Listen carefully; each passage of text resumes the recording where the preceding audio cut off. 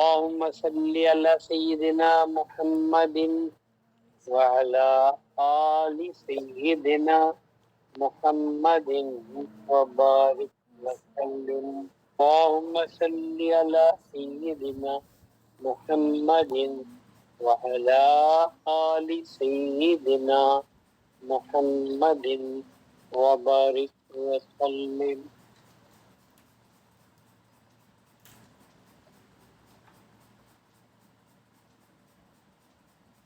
آئیے چلیں بارگاہ نبوت میں اور آپ صلی اللہ علیہ وسلم کے ارشادات مبارک بزبان صحابہ کرام رضوان اللہ علیہم اجمعین سماعت فرمائیں.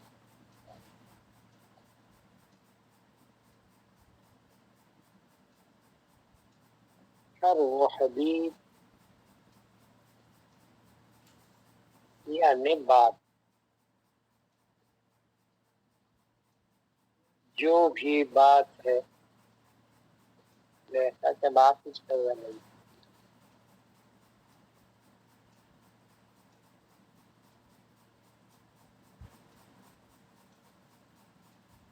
حدیث نبوی مانے نبی کی بات.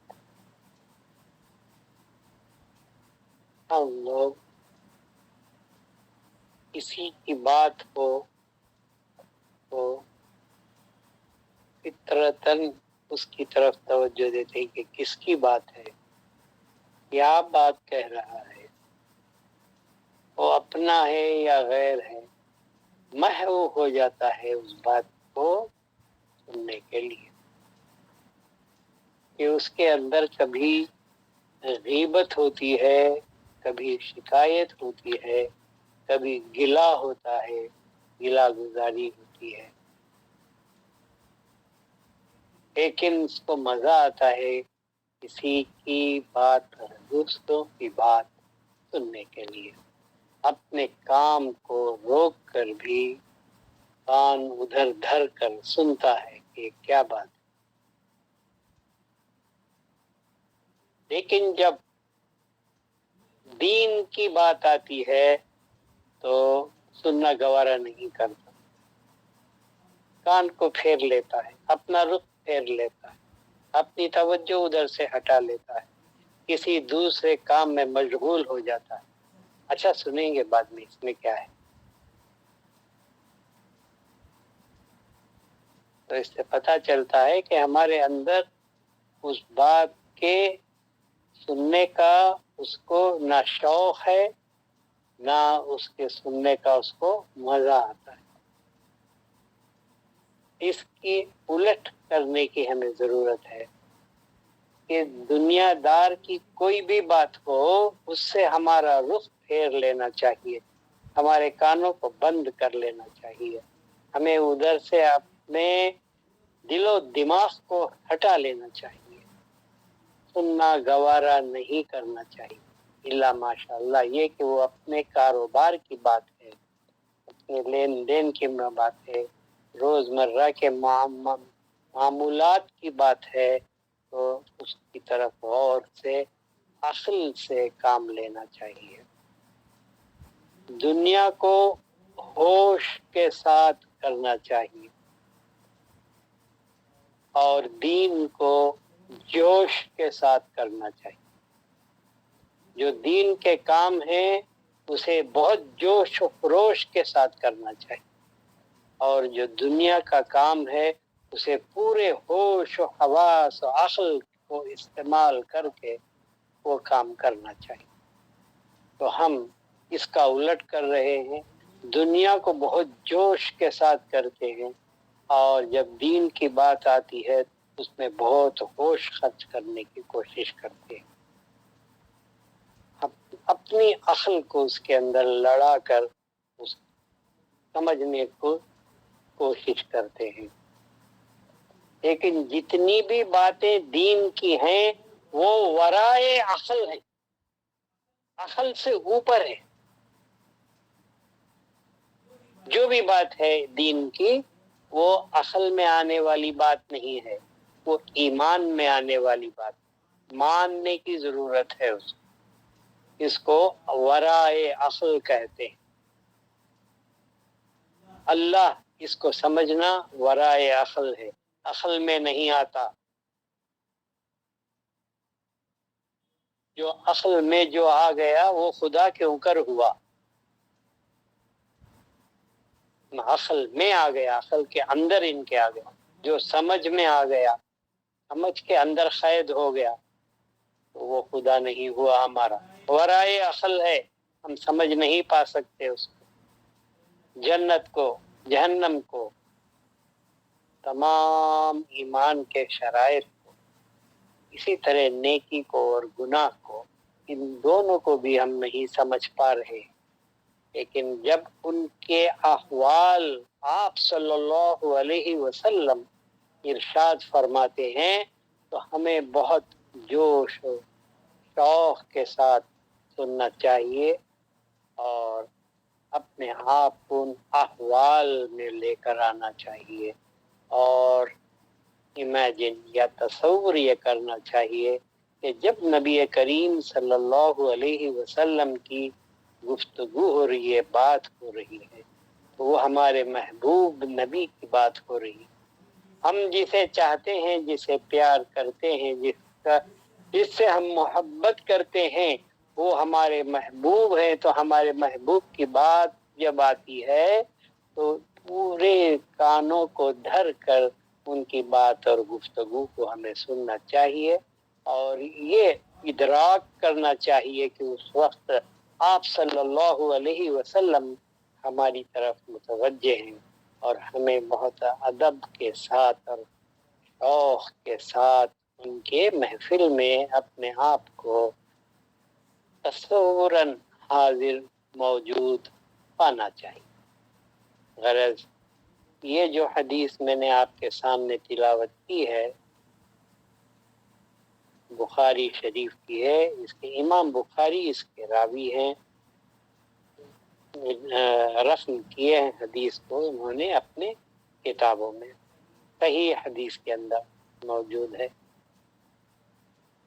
رسول اللہ صلی اللہ علیہ وسلم نے ارشاد فرمایا، اس میں جو راوی ہیں اس میں کئی جگہ پر آپ نے کو منقطع کیا ہے، لیکن یہ حدیث حضرت ابو ہریرہ کی طرف سے مروی ہے کہ راوی اس کے حضرت ابو ہریرہ رضی اللہ تعالی عنہ ہیں کہ فرمایا آپ صلی اللہ علیہ وسلم نے کل امتی معافن قائل، یہ سنتے ہی ہمارا کیا حال ہونا چاہیے، کیا حال ہونا چاہیے؟ کل امتی، میرے پورے کے پورے امتی کیا ہیں؟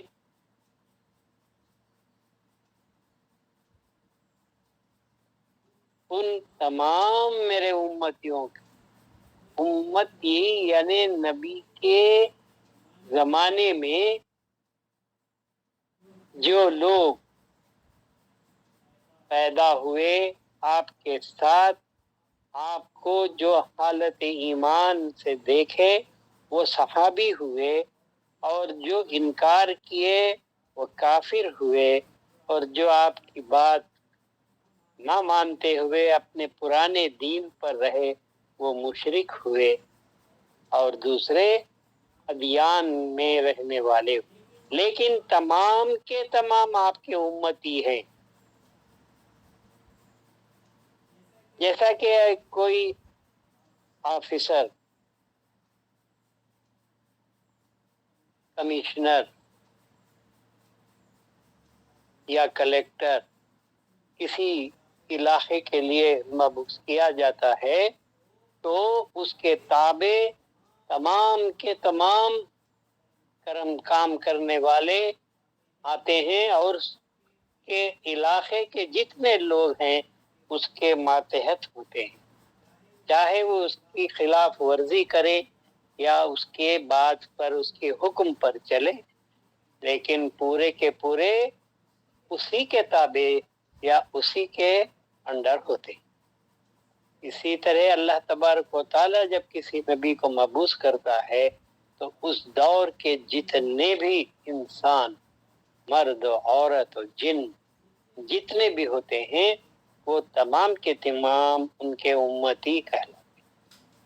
اور چونکہ آپ صلی اللہ علیہ وسلم خاتم النبیین ہیں اور آپ کے بعد کوئی اور نبی آنے والے نہیں ہیں، تو قیامت تک جو امت، جو مخلوق، جو مرد اور عورت اور جن آتے رہیں گے وہ تمام کے تمام آپ کے امتی کہلائیں گے،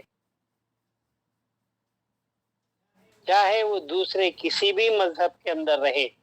ان کو اللہ تبارک و تعالی یا تو مشرکوں میں شامل کرے یا کفار میں شامل کرے، لیکن وہ ہوں گے کیٹیگری امتی آپ صلی اللہ علیہ وسلم ہی کے امتی ہوں گے۔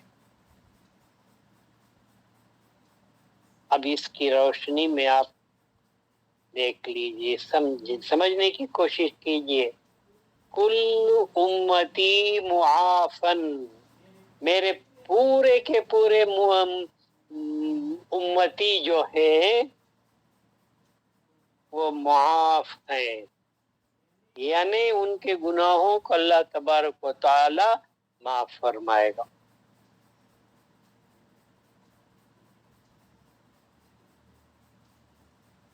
اس میں استثناء ہے، ایکسیپشن ہے۔ معاف جو ہے اس میں کون کون معاف ہے؟ کل، پورے کے پورے معاف ہیں، لیکن کچھ ایسے معاف ہوں گے جو کچھ سزا کے بعد معاف کیے جائیں گے، کچھ سزا بھگتتے ہی رہیں گے، کچھ اس کے بعد معافی میں داخل ہوں گے۔ پورے کے پورے آپ صلی اللہ علیہ وسلم نے ارشاد فرمایا کلیتاً امتی معافن، کل امتی، آپ نے کلیتاً بتا دیا، الا، اس میں استثناء ہے، ایکسیپشن ہے۔ کون ہے؟ الا المجاہرین، وَإِنَّ مِنَ الْمُجَاهَرَةِ أَن يَعْمَلَ الرَّجُلُ بِاللَّيْلِ عَمَلًا ثُمَّ يُصْبِحَ وَقَدْ سَتَرَهُ اللَّهُ عَلَيْهِ فَيَقُولُ يَا فُلَانُ عَمِلْتُ الْبَارِحَةَ كَذَا وَكَذَا وَقَدْ بَاتَ یسترہ ربہ یصبح یکشف ستر اللہ عنہ۔ کیا بھائی، جتنے بھی امتی ہیں کل امتی معاف کب ہوتے ہیں؟ خطا کے بعد معافی ہے۔ جو خطا ہی نہیں کیا تو اس کے لیے معافی کی کیا بات ہے؟ تو پتہ چلا کہ سب کے سب خطاکار ہیں، گناہ گار ہیں، اس طرح کے دن اور رات میں گناہ کے مرتکب ہیں، گناہ گاری کے مرتکب ہیں، نافرمانی کے مرتکب، ہر طرح کے گناہ سے ملوث ہیں، پھر ہی تو معافی ہوتی ہے۔ لیکن استثناء یہ ہے کہ مجاہرین، الا المجاہرین، وَإِنَّ مِنَ الْمُجَاهَرَةِ، تو مجاہرہ کیا ہے؟ مجاہرین کون ہے؟ مجاہدین نہیں سمجھنا مجاہدین دوسرے ہیں، یہ مجاہدین نہیں، یہ مجاہرین ہیں۔ مجاہرین کون ہیں؟ آپ صلی اللہ علیہ وسلم نے اس کی وضاحت فرما دی ہے۔ وَإِنَّ مِنَ الْمُجَاهَرَةِ، مجاہرہ یہ ہے، أَن يَعْمَلُ الرَّجُلُ، बिल्लैल अमलन, और मुजाहरा इसको कहते हैं कि ये आदमी एक अमल करता है रात में। क्या अमल है वो? रात में अमल करता है तो छुपा कर करता है, गुनाह का अमल करता है पोशीदा रखने के लिए। रात में नेक अमल से बढ़कर गुनाह के अमल के लिए रात को तलाश करता है। रात में वो करता है बिल्लैली अमलन, जब वो खता करता है, गुनाह करता है रात में,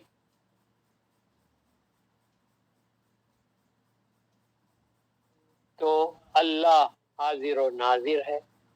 कोई देखे या ना देखे, अल्लाह तबारक व ताला की निगाह से वो छुप नहीं सकता। छुप कर भी अगर कहीं गुनाह करता है तो वो अल्लाह तबारक व ताला की निगाहों में है। और अल्लाह तबारक व ताला उसके गुनाह को रात की अंधेरी में उसको पोशीदा कर देता, छुपा देता है। पता नहीं चलता किसी को कि उसने क्या गुनाह किया है। फिर जब सुबह होती है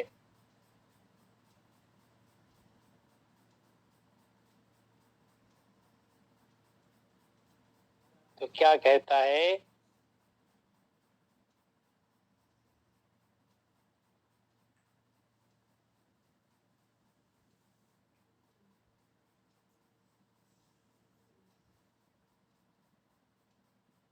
तो मुजाहरा के माने क्या कि जिसको अल्लाह तबारक व ताला ने अब छुपा दिया। सुबह अगर वो अपनी जबान को बंद रखे, उसको जाहिर न करे, तो किसी को पता नहीं चलेगा। लेकिन वो जसारत करता है और अपने गुनाह का ऐलान करता है। और क्या कहता है वो? फयक़ूलु या फुलानु अमिलतुल बारिहता कज़ा व कज़ा। किसी एक आदमी को देखकर, किसी की तरफ, अपने दोस्त, अपने रफीक, अपने जान पहचान या जिसको भी है, कि देख कल रात को मैं ऐसा ऐसा किया, ये गुनाह किया, ऐसा किया। अरे रे, ऐसे शान के साथ, तकब्बुर के साथ और आलानिया ऐलान खुद अपने गुनाह का करता। तो ये अल्लाह तबारक व ताला को ये बात पसंद नहीं है, जबकि अल्लाह तबारक व ताला ने उसके गुनाह को खुद ही छुपा दिया। वखद बात यस्तरुहु रब्बुहु, उसके रब ने उसकी सतरपोशी की थी, उसके गुनाह को पर्दा डालकर छुपा दिया था। तो इसको चाहिए था कि तौबा व इस्तिग़फ़ार करे, अल्लाह तबारक व ताला से उन गुनाहों का तौबा व इस्तिग़फ़ार करे, बल्कि वो ऐलान करता है कि मैंने ऐसे ऐसे गुनाह किए, मैंने उसको कत्ल किया, मैंने उसके साथ वो हमला किया, मैंने उसके साथ वो किया, मैंने उसका माल इस तरह गबन किया, तो अपने गुनाहों को खुद ऐलान करता है। ऐसे उम्मती, ऐसे बंदे को अल्लाह तबारक व ताला हरगिज माफ नहीं फरमाता।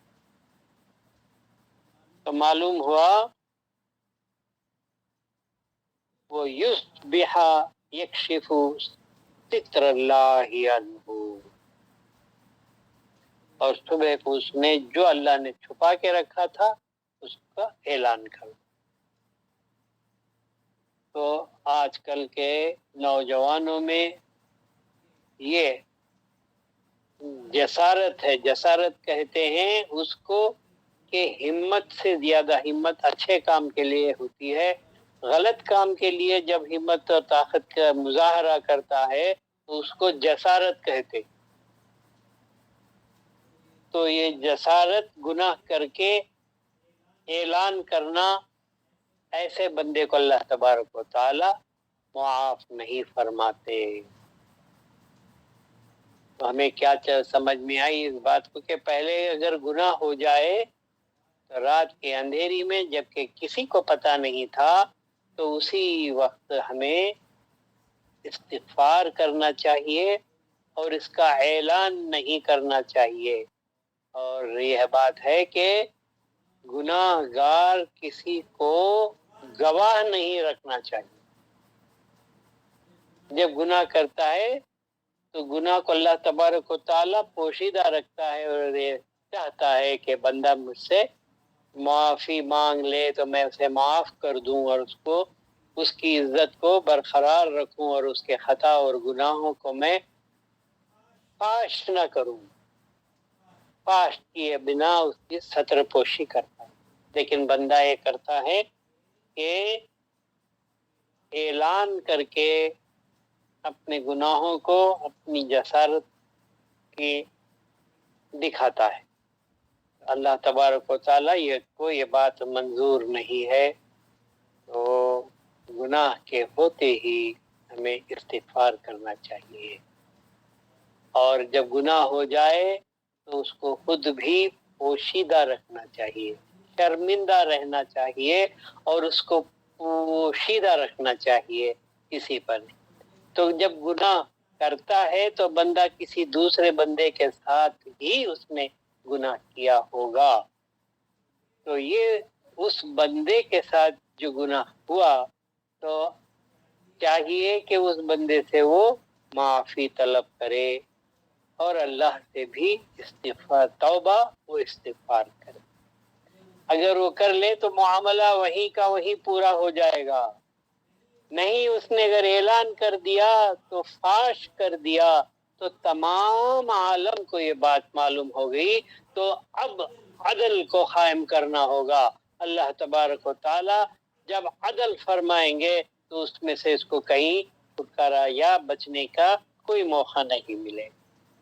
اس لیے آپ صلی اللہ علیہ وسلم نے فرمایا کہ تمام امتی معاف ہیں, معافی پانے کے لائق اور معاف ہو جائیں گے, لیکن وہ جو گناہ کر کے جسارت کرتا ہے اور اللہ تبارک و تعالیٰ جب اس کی پوشیدگی کرتا ہے تو یہ اعلان کر کے اللہ تبارک و تعالیٰ کو ناراض کرتا ہے اور توبہ و استغفار نہیں کرتا.